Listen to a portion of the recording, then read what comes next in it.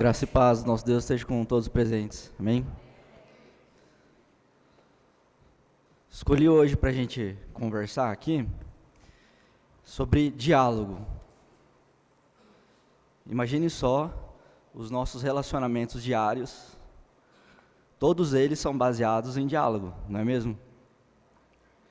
Então é um hábito comum que nós temos.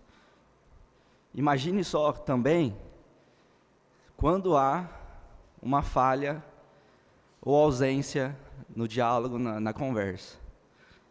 Imagine só o mundo executivo dentro de uma empresa quando existe uma falha na comunicação.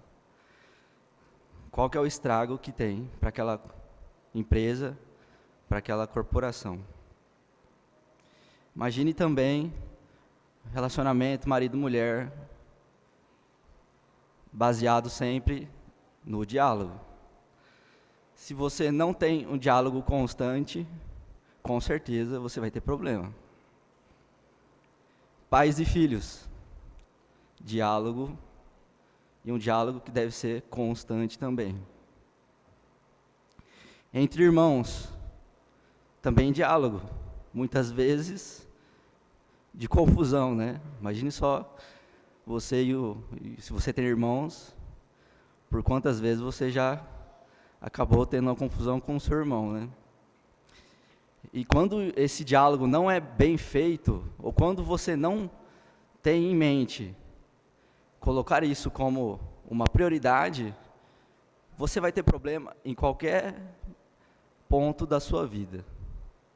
Porque um diálogo, uma palavra mal proferida, ou um diálogo que você deixou de ter com aquela pessoa, naquele momento, vai fazer a diferença. Agora imagine só em sua relação com Deus. Você tem um diálogo com Deus? Um diálogo constante com Deus? Isso com certeza vai determinar a sua intimidade com Deus. Imagine só, você tem pouco diálogo com Deus, você vai ter pouca intimidade com Deus. Isso é totalmente proporcional. E aí nós começamos a desenvolver um raciocínio de que nós precisamos priorizar a oração em nossas vidas. Então o diálogo nada mais é, segundo o dicionário, uma fala em que há interação entre dois ou mais indivíduos. E sempre existe o quê? Alguém que está emitindo aquela fala e alguém que está recebendo aquela fala. Então, é um emissor e um receptor. Isso é inegável, né? Quando nós estamos em oração, nós estamos conversando com Deus e Deus falando conosco. Não tenha dúvida disso. Quando oramos, estamos falando com Deus. Quando lemos a palavra dele, ele está falando conosco. Segundo o dicionário da Bíblia de Almeida, ele define a oração como sendo uma aproximação da pessoa a Deus por meio de palavras ou de pensamento em particular ou em público. Então, a oração nada mais é do que nós praticando esse relacionamento com Deus, essa aproximação, essa intimidade que nós vamos conquistando dia a dia. Resumindo, então, oração, canal de comunicação com o nosso Deus. Veja como que isso é importante desde o início da igreja primitiva. Abra lá em Atos 1:14. Atos 1:14. Diz assim: todos estes perseveravam unânimes em oração, juntamente com as mulheres, com Maria, mãe de Jesus, e com os irmãos dele. Então, unânimes em oração. E aí nós vemos que, além de ser um ato individual, é um ato também coletivo. Um pouquinho mais para frente, em Atos 2:42. Eles perseveravam no ensino dos apóstolos e na comunhão, no partir do pão e nas orações. Olha só, você acha que se a oração não fosse importante, ela não seria tão citada assim? Quantas orações você faz por dia? Quantas orações você faz na semana? Vamos dizer assim. Preste atenção, às vezes a gente passa um dia todo de correria, quando a gente menos espera, a gente vai pensar, poxa, nem falei com Deus hoje. Nessas duas passagens aqui nós vemos comunhão, constância e perseverança. 3 pontos importantíssimos para quem deseja perseverar no propósito de oração. Uma oração, ela por si só, ela inclui vários indícios, vamos dizer assim, vários assuntos que a gente pode levar ao nosso Deus. Pode ser desde uma confissão, uma adoração, né? Nós adoramos ao nosso Deus durante uma oração. Então não precisamos recorrer a Deus em oração apenas quando precisamos de algo. Podemos dedicar um tempo para orarmos e adorarmos a Deus com uma oração. Uma oração também é sinal de comunhão e gratidão. Comunhão com o nosso Deus, comunhão com os irmãos. Porque através da oração você pode pedir também por um irmão. Pensando nisso, ela pode ser uma petição pessoal, quando você leva assuntos relacionados a você mesmo, e uma intercessão por outros. Isso é muito bonito, quando você dedica um tempo para orar por uma outra pessoa. E aí vem mais uma reflexão. Você já se dedicou a orar por uma pessoa que está precisando? Quão importante isso é importante na nossa vida e na vida de quem é o alvo da oração? Pense nisso, reflita na qualidade das nossas orações.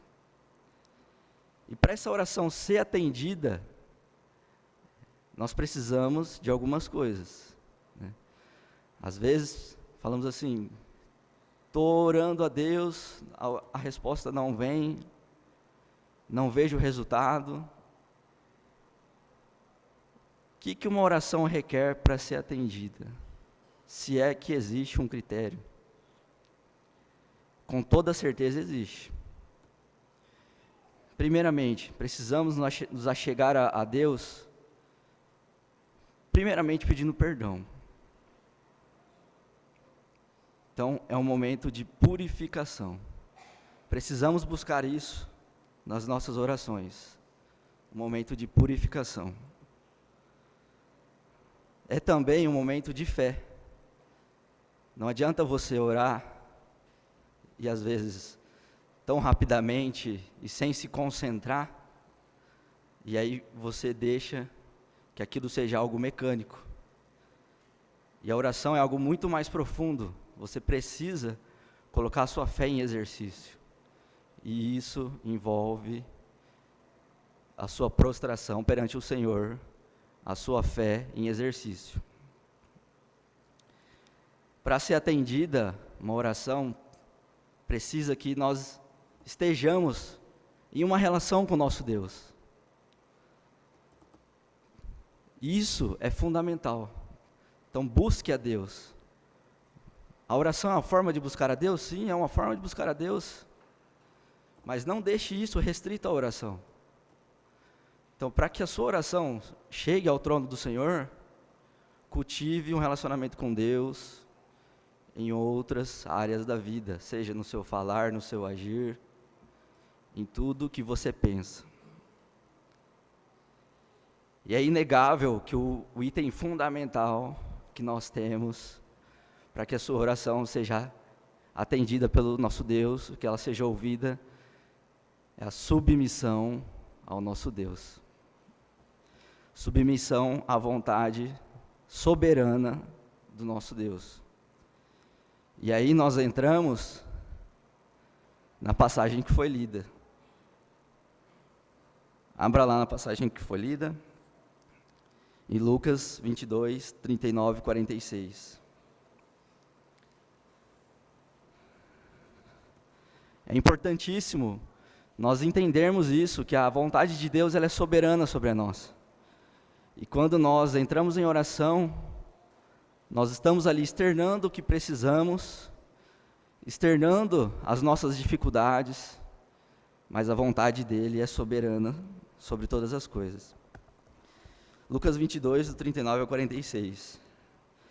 Saiu então e foi como de costume. Olha só, aí já colocamos um ponto. Costume, oração como costume de Jesus. Como de costume para o Monte das Oliveiras. E os discípulos seguiram também com ele.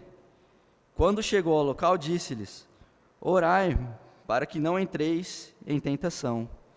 Então Jesus ali com seus discípulos já dando esse conselho, esse alerta: orem, para que não entrem em tentação.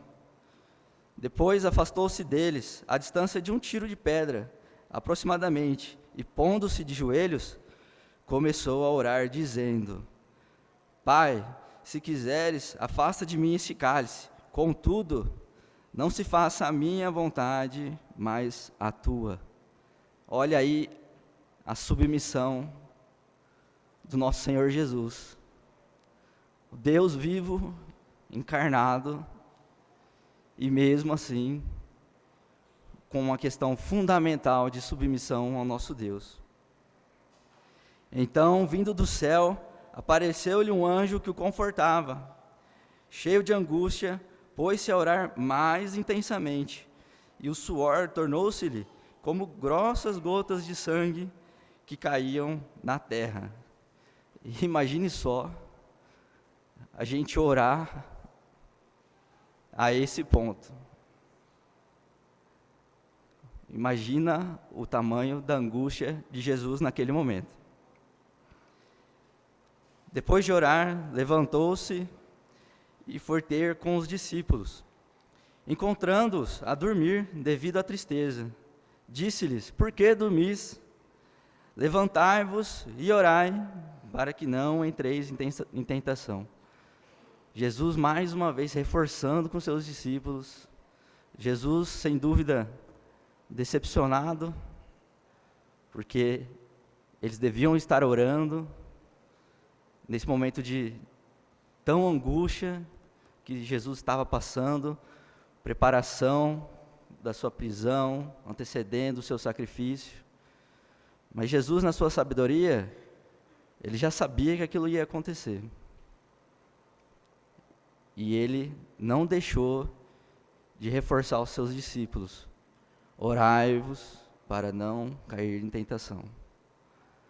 Por quantas vezes nós não estamos nessa mesma situação aqui?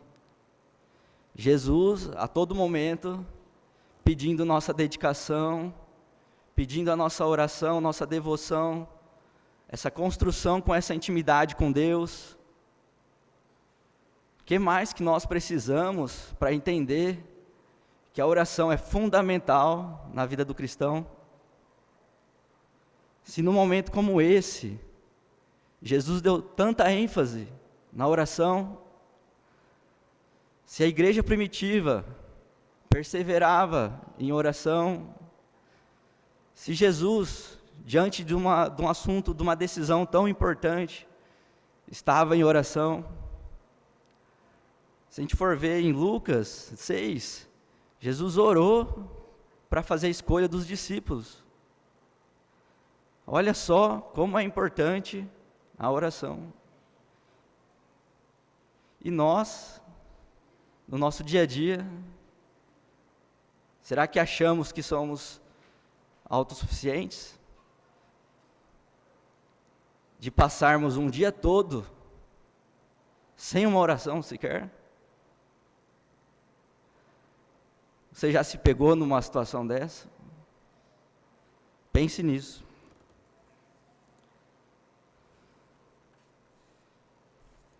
Como é importante a oração. Reflita. Momento da gente refletir nisso. Será que temos um relacionamento com Deus?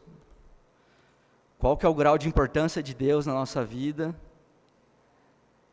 Conversar com Deus, irmãos, é algo fundamental e básico. E isso é proporcional ao nosso grau de intimidade e quão bem vai indo a nossa vida cristã. Abra lá em 1 Pedro, capítulo 4, versículo 7. 1 Pedro 4, versículo 7. Ora, está muito próximo o fim de todas as coisas. Portanto, tende bom senso e vigiai em oração. Estamos vigiando em oração? Temos essa consciência de que a qualquer momento Jesus pode voltar? Romanos 12, 12. Alegrai-vos na esperança, sedes pacientes na tribulação, perseverai na oração. Olha quantas passagens nós estamos vendo e quão importante é perseverarmos em oração. Para concluirmos, sem dúvida, precisamos de Deus. Sem dúvida, sem Deus não somos nada. Passamos tribulações, dificuldades, ansiedades, e se a gente não levar isso a Deus, com certeza vai ser muito mais difícil. Filipenses 4,6 diz assim: não andeis ansiosos por motivo algum, pelo contrário, sejam todas as vossas solicitações declaradas na presença de Deus, por meio de oração e súplicas, com ações de graça. Como que vamos viver sem oração? Como que vamos passar sobre as nossas ansiedades, sobre as nossas angústias, sem oração? E sem dúvida, e o melhor de tudo, o que nos conforta, o que nos consola, é que o nosso Deus é poderoso. Efésios, capítulo 3, versículo 20. Ora, aquele que é poderoso para fazer infinitamente mais que tudo quanto pedimos ou pensamos, conforme o seu poder que opera em nós. Percebeu que a onipotência de Deus é inegável, mas o final do versículo é o indicativo e é o que vai balizar toda a nossa fé, todo o nosso viver, conforme o seu poder que opera em nós. E quem que nos ajuda nessa caminhada? Qual que é a importância de nos batizarmos então? Exatamente isso. Poder de Deus sobre nós, Espírito Santo, nos auxiliando, intermediando nossa relação com Deus. Romanos 8, 26 e 27, e aí nós vamos finalizar. Da mesma forma, o Espírito, e aqui o Espírito Santo, nos ajuda em nossa fraqueza, pois não sabemos como orar, mas o próprio Espírito intercede por nós, com gemidos inexprimíveis.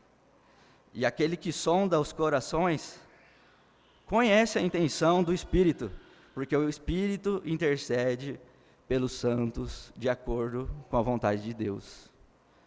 Então não devemos nos preocupar, será que eu estou orando direito? Por que as minhas orações não estão chegando ao trono do Senhor?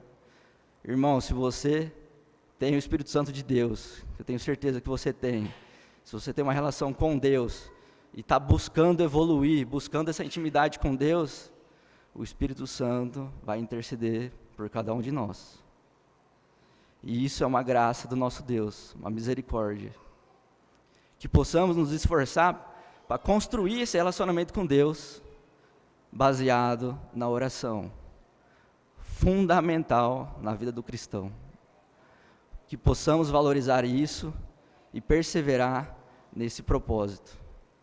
Possamos juntos, um dando força ao outro, seja nas orações individuais, nas orações coletivas, mas não esquecendo que a oração é fundamental e precisamos tomar o cuidado para que isso seja um propósito constante e diário em nossas vidas. Que Deus nos abençoe. Aleluia, aleluia.